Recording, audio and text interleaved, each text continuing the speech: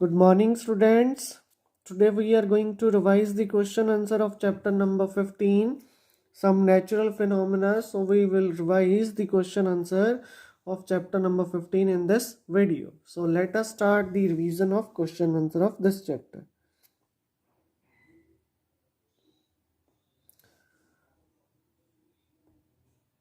First question is name some destructive natural phenomena। ਉਹ ਕਿਹੜੀਆਂ natural ਕਲੈਮਿਟੀਜ਼ ਨੇ ਜਿਨ੍ਹਾਂ ਨਾਲ ਬਹੁਤ ਜ਼ਿਆਦਾ ਸਾਡੇ ਕੋਲ ਲਾਈਫ ਦਾ ਲਾਸ ਹੁੰਦਾ ਹੈ, ਬਿਲਡਿੰਗਸ ਡੈਮੇਜ ਹੁੰਦੀਆਂ ਨੇ, ਇੱਕ ਸਾਡੇ ਕੋਲ ਹੋਰ ਕੋਈ ਵੀ ਕਮਿਊਨੀਕੇਸ਼ਨ ਜਿਹੜੇ ਹੈਗੇ ਆ ਜਿਹੜੇ ਸਾਡੇ ਕੋਲ ਟਰਾਂਸਮਿਸ਼ਨ ਇਲੈਕਟ੍ਰੀਕਲ ਟਰਾਂਸਮਿਸ਼ਨ ਜਿਹੜੀ ਇਫੈਕਟ ਹੁੰਦੀ ਹੈ।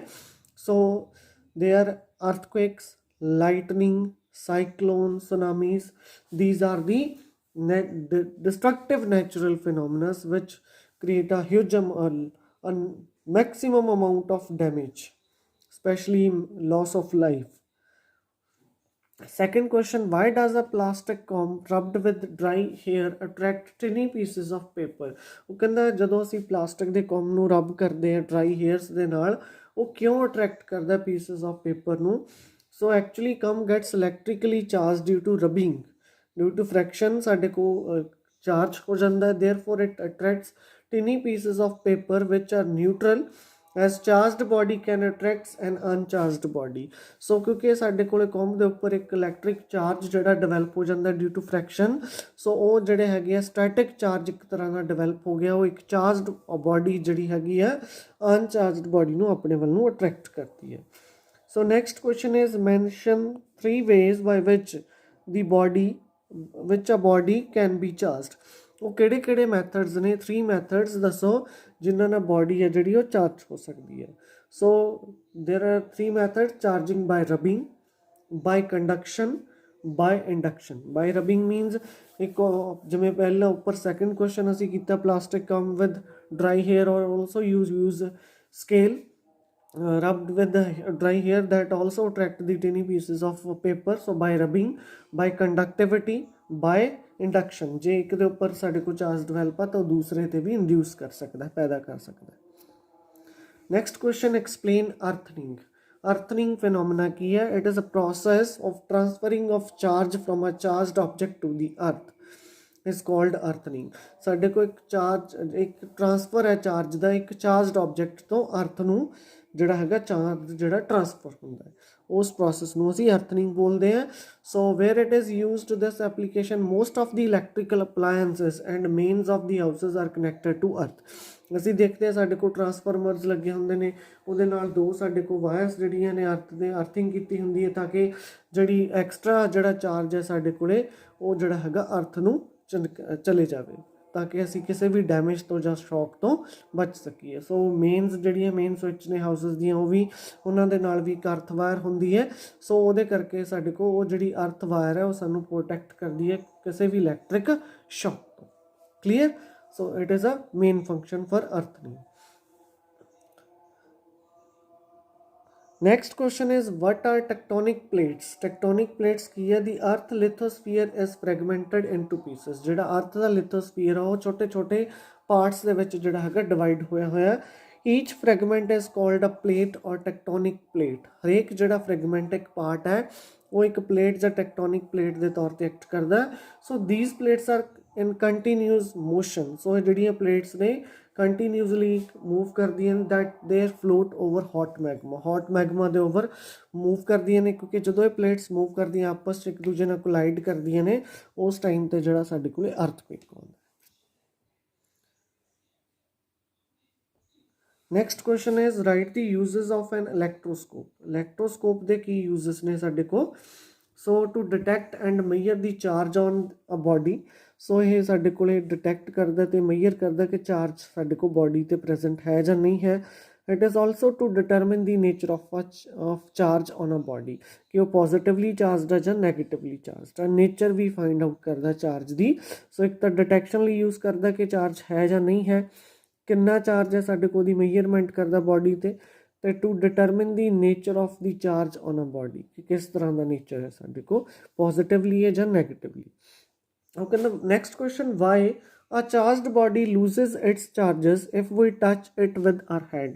ਕੋਈ ਵੀ ਜਿਹੜੀ ਚਾਰਜਡ ਬੋਡੀ ਹੈ ਸਾਡੇ ਕੋਲ ਆਪਣਾ ਚਾਰਜ ਲੂਜ਼ ਕਰਦੀ ਹੈ ਜਦੋਂ ਅਸੀਂ ਇਹਨੂੰ ਟੱਚ ਕਰਦੇ ਹਾਂ ਆਪਣੇ ਹੈਂਡਸ ਨਾਲ.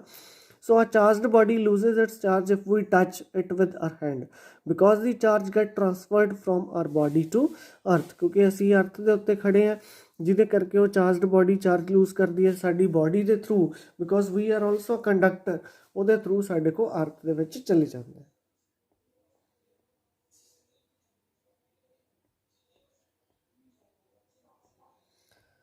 Next question, give the function of lightning conductor. Lightning conductor ਦੇ ਕੀ functions ਨੇ? So what is a lightning conductor? It consists of a thick copper strip of very low resistance connected to the ground below.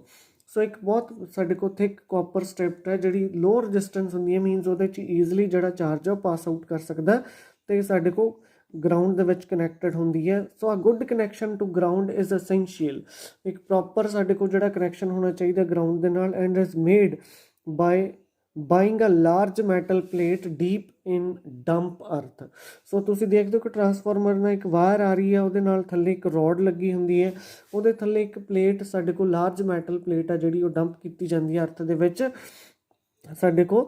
So in event of direct lightning strike, ਜਦੋਂ ਉਹਦੇ 'ਤੇ light ਪੈਂਦੀ ਹੈ, ਬਿਜਲੀ ਲਸ਼ਕਦੀ ਹੈ ਜਿਹੜੀ ਉਹਦੇ 'ਤੇ ਡਿੱਗਦੀ ਹੈ, the current in conductor may be great as to melt or even vaporize metal, but the damage to the building will nevertheless be limited. So ਇੰਨਾ ਕੁ ਜ਼ਿਆਦਾ ਸਾਡੇ ਕੋਲ ਇਹਦੇ ਵਿੱਚ ਚਾਰਜ ਪ੍ਰੈਜ਼ੈਂਟ ਹੁੰਦਾ ਕਿ ਸਾਡੇ ਕੋਲ ਜੇ ਅਸੀਂ ਜ਼ਿਆਦਾ ਇੱਦਾਂ ਦੀਆਂ ਯੂਜ਼ ਨਹੀਂ ਕਰਾਂਗੇ, ਮੈਟਲਸ ਜ਼ਿਆਦਾ ਡੀਪਲੀ ਨਹੀਂ ਫਿੱਟ ਕੀਤੀ ਹੋਊਗੀ ਤਾਂ ਸਾਡੇ ਕੋਲ ਮੈਲਟ ਵੀ ਹੋ ਸਕਦੀ ਹੈ, ਈਵਨ ਵੇਪਰਾਈਜ਼ ਵੀ ਹੋ ਸਕਦੀ ਹੈ, ਵੋਲੇਟਾਈਲ ਵੀ ਬਣਾ ਸਕਦੀ ਹੈ ਮੈਟਲ ਨੂੰ, ਇੰਨਾ ਜ਼ਿਆਦਾ ਸਟਰੋਂਗ ਹੋ ਸਕਦਾ. ਪਰ ਉਹਦੇ ਨਾਲ ਜਿਹੜਾ ਹੈਗਾ ਬਿਲਡਿੰਗ ਨੂੰ ਜਿਹੜਾ ਹੈਗਾ ਲੋਸ ਨਹੀਂ ਹੋਊਗਾ, but the damage to the building will ਨੈਵਰਥਲੈਸ we limited. ਸੋ ਸਾਡੇ ਕੋਲ ਇਹ ਨਹੀਂ ਕਹਿ ਸਕਦੇ ਬਿਲਕੁਲ ਨਹੀਂ ਹੋਊਗਾ, ਬਟ ਉਹ ਡਿਪੈਂਡ ਕਰਦਾ ਕਿ ਸਾਡੇ ਕੋਲ ਲਾਈਟਨਿੰਗ ਦਾ ਚਾਰਜ ਕਿੱਦਾਂ ਦਾ. ਸੋ ਲਾਈਟਨਿੰਗ ਕੰਡਕਟਰ ਕਾਫੀ ਹੱਦ ਤੱਕ ਜਿਹੜਾ ਹੈਗਾ ਡੈਮੇਜ ਨੂੰ ਪ੍ਰੀਵੈਂਟ ਕਰ ਸਕਦਾ. Next, name some places in India where earthquake are more likely to occur. ਕਿਹੜੀ ਜਗ੍ਹਾ 'ਤੇ ਇੰਡੀਆ ਦੇ ਵਿੱਚ ਜਿਹੜਾ ਭੂਚਾਲ ਹੈ ਉਹ ਅਕਸਰ ਆਉਂਦਾ ਹੈ? Kashmir, western and central ਹਿਮਾਲਿਆਜ਼, the hole of north East ਜਿਹੜਾ ਪਾਰਟ ਹੈ ਸਾਡੇ ਕੋਲ ਇਹਦੇ 'ਚ, ਰਾਜਸਥਾਨ, ਰਨ ਆਫ ਕੁਚ ਅਤੇ Indo ਗੰਗੈਟਿਕ plain. So these are the some common places where earthquake more likely to occur.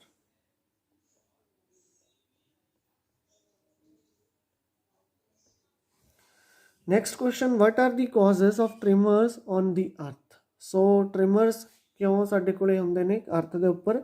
Because of ਵਲਕੈਨਿਕ eruption, ਵਲਕੈਨੋ ਜਿਹੜਾ ਜਵਾਲਾਮੁਖੀ ਫਟਦੇ ਨੇ, ਮਟੀਰੀਅਲਸ ਹਿਟਿੰਗ ਟੂ ਦੀ ਅਰਥ, ਸਾਡੇ ਕੋਲ ਜਿਹੜੇ ਮੈਟਰੋਸ ਨੇ ਮੂਵ ਕਰਦੇ ਅਰਥ ਨਾਲ ਸਟਰਾਈਕ ਕਰਦੇ ਨੇ, ਅੰਡਰਗਰਾਊਂਡ ਐਕਸਪਲੋਜ਼ਨਸ ਜਿਹੜੇ ਐਕਸਪੈਰੀਮੈਂਟ ਰਿਸਰਚ ਕਰਦੇ ਨੇ ਜਾਂ ਨਿਊਕਲੀਅਰ ਬੋਮ ਦਾ ਜਿਹੜਾ ਟੈਸਟ ਕਰਦੇ ਨੇ ਉਹਦੇ ਬੇਸਿਸ 'ਤੇ, ਜਾਂ ਕੋਈ ਸੈਟੇਲਾਈਟਾਂ ਲਾਂਚ ਕਰਦੇ ਉਸ ਟਾਈਮ 'ਤੇ ਵੀ ਸਾਡੇ ਕੋਲ ਕਿਤੇ ਨਾ ਕਿਤੇ ਵਾਈਬ੍ਰੇਸ਼ਨਸ ਆ ਜਿਹੜੀਆਂ ਹੁੰਦੀਆਂ ਨੇ. ਸੋ ਇਹਨਾਂ ਕਰਕੇ ਜਿਹੜੇ ਟ੍ਰੈਮਰਸ ਨੇ ਉਹ ਅਰਥ 'ਤੇ ਹੁੰਦੇ ਨੇ. Next, crackling sound is heard while taking off sweater during winters. Explain the reason. ਉਹ ਕਹਿੰਦਾ ਕ੍ਰੈਕਲਿੰਗ ਸਾਊਂਡ ਕਿਉਂ ਅਸੀਂ ਸੁਣਦੇ ਹਾਂ ਜਦੋਂ ਅਸੀਂ ਸਵੈਟਰ ਜਿਹੜਾ ਹੈਗਾ taking off sweater during winters, ਕਿਉਂ ਕੜਕੜ ਦੀ ਆਵਾਜ਼ ਜੀ ਆਉਂਦੀ ਹੈ? So electric charge that are generated through a friction are static. ਸੋ ਜਦੋਂ ਅਸੀਂ ਉਤਾਰਦੇ ਹਾਂ ਫ੍ਰਿਕਸ਼ਨ ਕਰਕੇ ਸਾਡੇ ਕੋਲ ਉਹਦੇ 'ਤੇ ਚਾਰਜ ਜਿਹੜਾ ਡਿਵੈਲਪ ਹੁੰਦਾ ਉਹ ਸਟੈਟਿਕ ਚਾਰਜ ਹੈ, that is they don't move by themself and motions of charges constitute an electric current. So move ਨਹੀਂ ਕਰਦਾ ਆਪਣੇ ਆਪ. ਸੋ ਮੋਸ਼ਨ ਆਫ ਚਾਰਜ ਜਿਹੜਾ ਹੈਗਾ ਉਹ ਇੱਕ ਇਲੈਕਟ੍ਰਿਕ ਕਰੰਟ ਦੇ ਕੰਸਟੀਟਿਊਟ ਕਰਦਾ. ਅਤੇ when we take off our sweater there is a motion between the charges on sweater. So ਸਾਡੇ ਕੋਲ ਜਿਹੜਾ ਹੈ ਮੂਵਮੈਂਟ ਹੋਣ ਲੱਗ ਜਾਂਦੀ ਹੈ ਉਸ ਚਾਰਜ ਦੀ, ਕਿਉਂਕਿ ਪਹਿਲਾਂ ਕੋਈ ਮੂਵਮੈਂਟ ਨਹੀਂ ਹੁੰਦੀ, ਬਟ ਫਿਰ ਕਿਤੇ ਨਾ ਕਿਤੇ ਸਾਡੇ ਕੋਲ ਜਿਹੜੀ ਹੈਗੀ ਆ ਮੂਵਮੈਂਟ ਹੋਣ ਲੱਗ ਜਾਂਦੀ ਹੈ ਜਦੋਂ ਅਸੀਂ ਉਹਨੂੰ ਟੇਕ ਆਫ ਕਰਦੇ ਹਾਂ ਅਤੇ ਸਵੈਟਰ ਦੇ ਵਿੱਚ ਅਤੇ ਸਾਡੀ body, that produces a crackling sound. In fact we can see a spark if we take off sweater in dark. ਜੇ ਅਸੀਂ, ਕਿਉਂਕਿ ਉਹ ਡਿਪੈਂਡ ਕਰਦਾ ਕਿ ਸਾਡੇ ਕੋਲ ਜਿਹੜੀ ਹੈਗੀ ਹੈ ਕਿੱਦਾਂ ਦਾ ਮਟੀਰੀਅਲ ਦਾ ਬਣਿਆ ਹੋਇਆ, ਉਹਦੇ ਬੇਸਿਸ 'ਤੇ ਸਾਡੇ ਕੋਲ ਜਿਹੜਾ ਹੈਗਾ ਉਹ ਜਿਹੜਾ ਚਾਰਜ ਉੱਤੇ ਪ੍ਰੋਡਿਊਸ ਹੁੰਦਾ.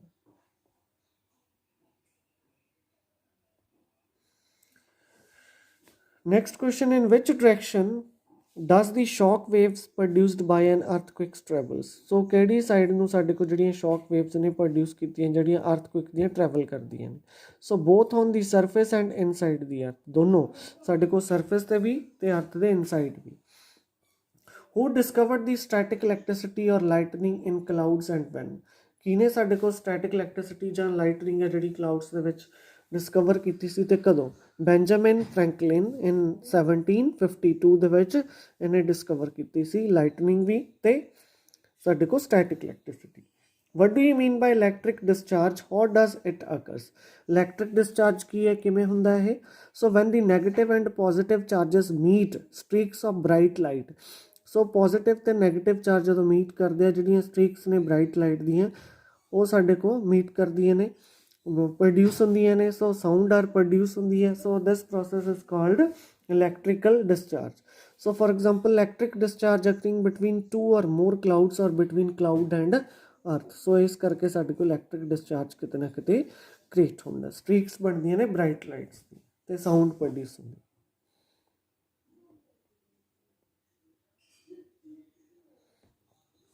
Next question, this question you write the answer from your book. So what protection measures used against the earthquake? ਕਿਹੜੀਆਂ protections ਅਸੀਂ use ਕਰ ਸਕਦੇ ਹਾਂ earthquake ਦੇ ਦੌਰਾਨ?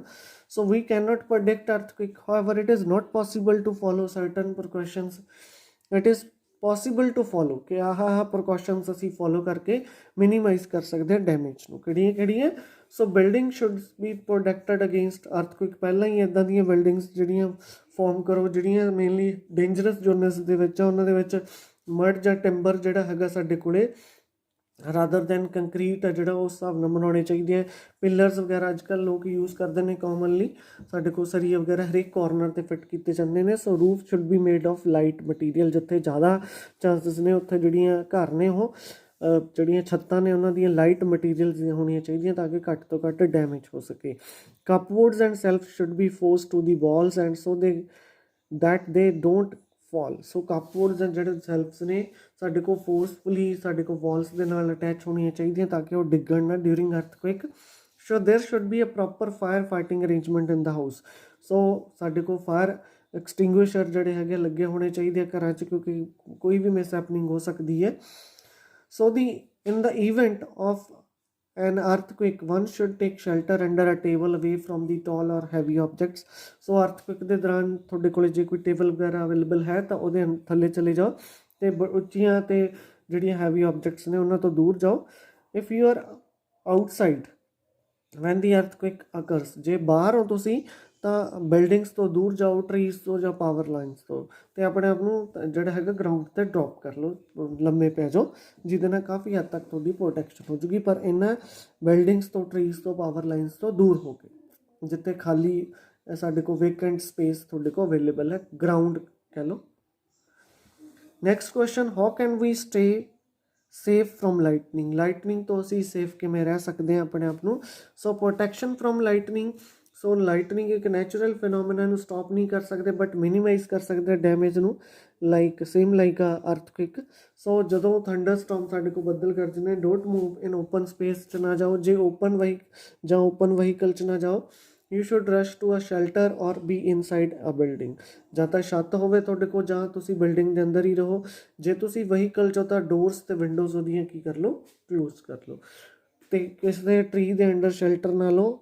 If you must stand under a short tree rather than a tall one. ਜੇ ਹੋਰ ਕੋਈ ਚੀਜ਼ ਅਵੇਲੇਬਲ ਨਹੀਂ ਤਾਂ ਸਭ ਤੋਂ ਛੋਟਾ ਜਿਹੜਾ ਦਰਖਤ ਹੈ ਉਹਦੇ ਥੱਲੇ ਖੜੋ ਟਾਲ ਵਨ ਦੀ ਬਜਾਏ, ਕਿਉਂਕਿ ਉਹਦੀ ਹਾਈਟ ਤੁਹਾਨੂੰ ਕਿਤੇ ਨਾ ਕਿਤੇ ਇਫੈਕਟ ਕਰ ਸਕਦੀ ਹੈ. ਉਸ ਸਮੇਂ ਨਾਲ if you are in open space without a shelter, stay away from the trees and poles. ਜੇ ਤੁਸੀਂ ਖੁੱਲ੍ਹੇ 'ਚੋਂ ਬਿਨਾਂ ਕਿਸੇ ਤੁਹਾਡੇ ਕੋਲ ਛਤਰੀ ਕੋਈ ਚੀਜ਼ ਨਹੀਂ ਅਵੇਲੇਬਲ ਹੈਗੀ ਤਾਂ ਟਰੀਜ਼ ਜਾਂ ਪੋਲਸ ਤੋਂ ਦੂਰ ਰਹੋ. ਅਤੇ ਅੰਬਰੇਲਾ ਯੂਜ਼ ਨਾ ਕਰੋ ਉਸ ਟਾਈਮ 'ਤੇ, ਕਿਉਂਕਿ ਉਹ ਵੀ ਸਾਡੇ ਕੋਲ ਮੈਟੈਲਿਕ ਮਟੀਰੀਅਲ ਜਿਹੜਾ ਉਹਦੇ ਉੱਪਰ ਲੱਗਿਆ ਹੁੰਦਾ ਉਸ ਟਾਈਮ 'ਤੇ. ਜੇ ਤੁਸੀਂ ਘਰ 'ਚੋਂ switch off unnecessary electrical devices like television during a thunder storm as their antenna are generally on the roof of the building. So ਸਾਡੇ ਕੋਲ ਜਿਹੜੇ ਇਲੈਕਟ੍ਰਿਕ ਅਪਲਾਇੰਸਿਸ ਨੇ, ਜੇ ਬਿਜਲੀ ਲਸ਼ਕਦੀ ਹੈ ਤਾਂ ਉਹਨਾਂ ਨੂੰ ਬੰਦ ਕਰ ਦਿਓ. So by these methods we can stay safe from lightning. So if you have any query in this chapter, in any question, you can call me. Thank you.